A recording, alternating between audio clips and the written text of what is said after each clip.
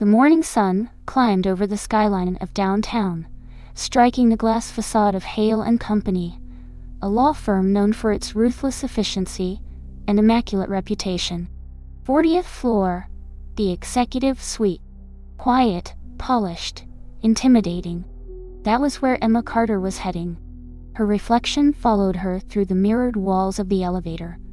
Hair tied neatly, pale lipstick. Nervous eyes betraying the calm she tried to project. She had rehearsed every line of what she was about to say.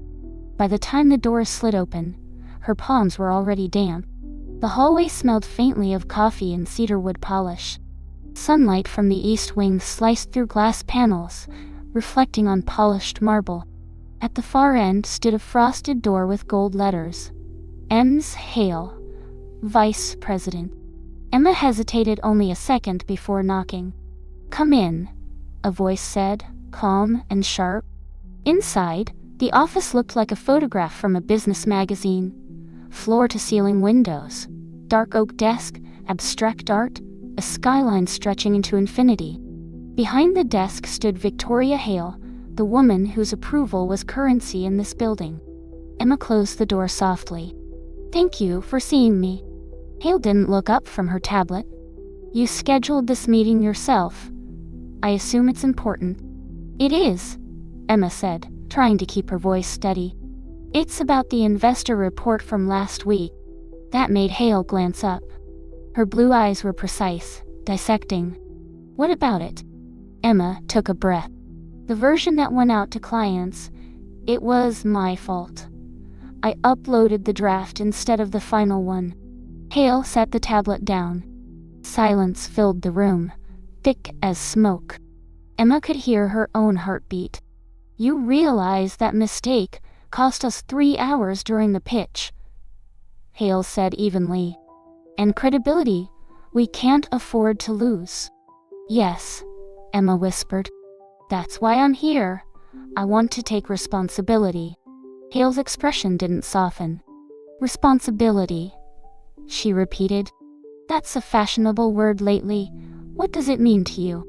"It means not hiding behind excuses," Emma said. "It means consequences." Hale tilted her head slightly, curiosity flickering behind her composed face. "Consequences?" Emma nodded. "Yes.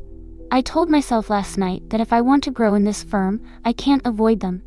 10 of them, if that's what it takes. 10 lessons I'll remember." The faintest hint of a smile touched Hale's lips. Not amusement, something else. Interest. 10, she said. "That's quite specific." "I need structure," Emma replied. "Otherwise I'll repeat my mistakes." Hale rose from her chair, heels clicking softly on the marble floor as she walked to the window. The light caught her suit, mustard yellow, perfectly tailored. She stood for a long moment, gazing at the sprawling city below. "When I was your age," she said finally, "I made a similar mistake. My boss didn't fire me. She taught me something instead. It wasn't pleasant, but I never forgot it." Emma straightened, her voice quiet but steady. "Then I'm asking for the same. Whatever you think is fair." Hale turned, studying her carefully. "Fairness is overrated, Emma. What you need is understanding. And that only comes with pressure." She walked back toward the desk, eyes locked on Emma's.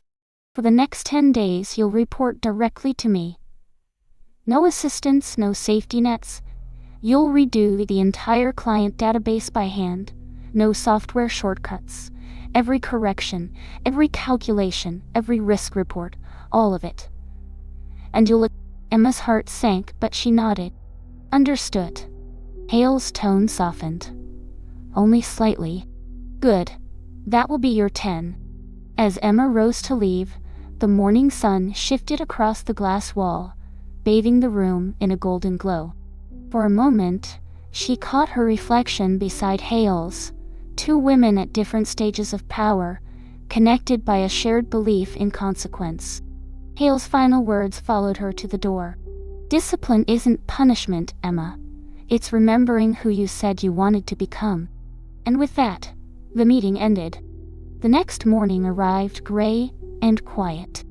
Emma walked through the glass doors of Hale and Company earlier than usual. The lobby was still half empty. She took the elevator straight to the executive floor. Her reflection looked different today, not from sleep or makeup, but from the heavy knowledge of what she'd agreed to. When she entered the vice president's office, Victoria Hale was already there, standing by the window with her phone in hand. "Good morning, Emma." "Good morning, ma'am." Hale pointed to the desk. A thick stack of printed reports waited for her. "That's the client database. Every figure must be rechecked manually, line by line." Emma's eyes widened. "By hand?" "Yes. It's the only way to make your eyes see what your mind missed." There was no arguing. Emma took her seat and began working. Hours passed. The silence in the office was heavy, filled with Hale's quiet movement and the soft scratching of pens. By noon, Emma's hand ached. By afternoon, her back burned. But she didn't stop. When Hale finally approached, she asked, "How many errors did you find?"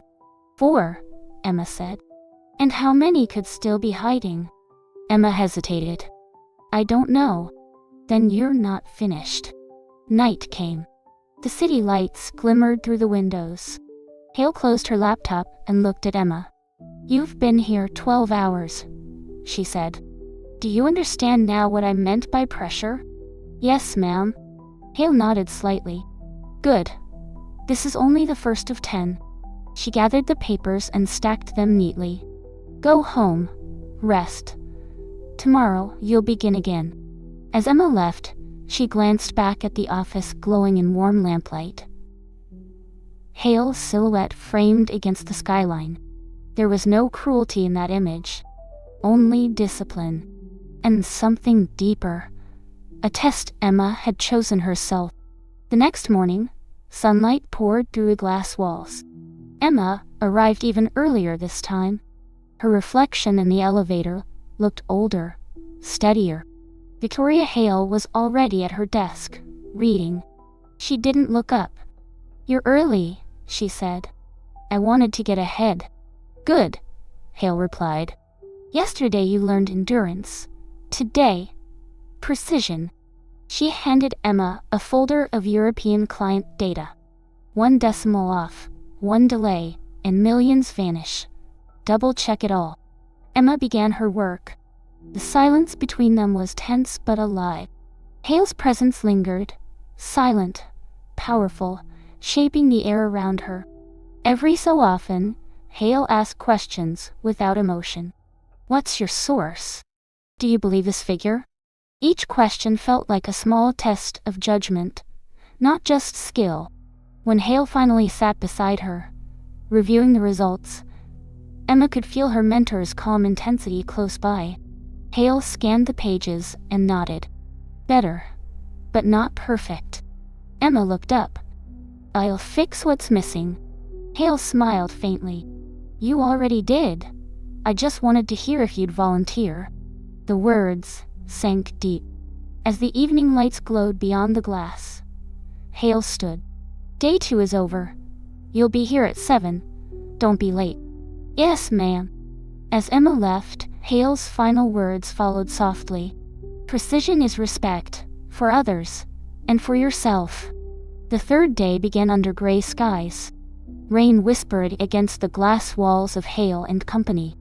Emma arrived soaked from the storm, her mind sharper than her body. Victoria Hale stood near the window, holding coffee. "Good morning," she said. "Good morning, ma'am." Hale turned. "Yesterday, you proved endurance and precision. Today you'll face emotion. The one thing you keep buried." Emma frowned. "I thought control was what you valued." "Control without awareness," Hale said, "is just blindness in a different form." She motioned for Emma to sit and handed her a printed complaint, the one Emma had tried to forget. "Read it," Hale said. Emma hesitated. "Do I have to?" "Yes." Her voice trembled as she read. Each line exposed the flaws she'd hidden behind confidence. When she finished, she couldn't meet Hale's eyes. How did it feel? Hale asked. Like standing in front of a mirror I didn't want to look into. Good, Hale said. That's lesson 3. Seeing yourself without filters. The rain outside grew louder. Hale leaned on the desk beside her. Don't mistake obedience for growth, she said. You can follow orders and still be hollow inside. Emma looked up. Then what do I do? Face yourself, and next time you doubt your worth, come to me first. The silence between them was charged. Respect, vulnerability, something unspoken. You're on your 3rd lesson, Hale said. 7 remain. Don't lose your rhythm now. Saturday. The building was silent. Only 2 lights burned. One in the hall, one inside Victoria Hale's office. Emma Carter arrived at 9 sharp. Hale had texted her earlier. Bring yesterday's reports. But when Emma entered, Hale wasn't in her usual armor. Her jacket was off, sleeves rolled, hair loose. Good morning, Hale said. Good morning, ma'am. Coffee? Emma nodded. Hale poured 2 mugs and handed one to her. We're not working today, she said. Sit. Emma hesitated. Then why am I here? Hale studied her quietly. Because work is the only place you feel safe. You live here. You breathe deadlines. But you never stop long enough to ask why. Emma lowered her gaze. I just want to prove myself. To whom? Hale asked softly. To me? Or to yourself? Emma hesitated. Maybe both. Hale moved around the desk, sitting closer. These lessons, they're not about punishment. They're about seeing what you hide from. Emma met her eyes. And what do you think I'm hiding? Fear, Hale said. The kind that keeps you obedient, but never fulfilled. Emma swallowed hard. You make it sound like I'm broken. You're not broken, Hale said calmly. Just unshaped. Pressure creates form, if you let it. Hale's tone softened. When you walked in Monday, you asked for consequences.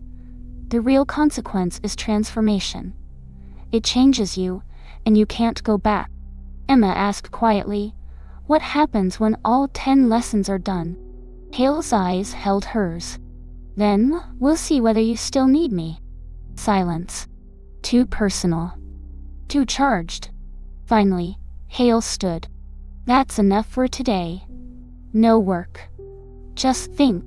Emma rose slowly. Thank you for not giving up on me. Hale smiled faintly. Don't thank me yet. Lesson 4 begins Monday, and it won't be this kind. Emma left, her reflection in the elevator calm but changed. In the quiet office, Victoria Hale watched the skyline through silver clouds, a teacher realizing her student had begun to awaken. And remember, the stories we tell, and the ones we listen to, shape who we are. So take the lesson, carry it with you, and keep growing. Because even in the darkest moments, there's always something to learn, and a better version of ourselves waiting on the other side. If this story touched you, leave a like, drop a comment, and share it with someone who needs it. Let's spread these messages, one heart at a time. See you in the next story.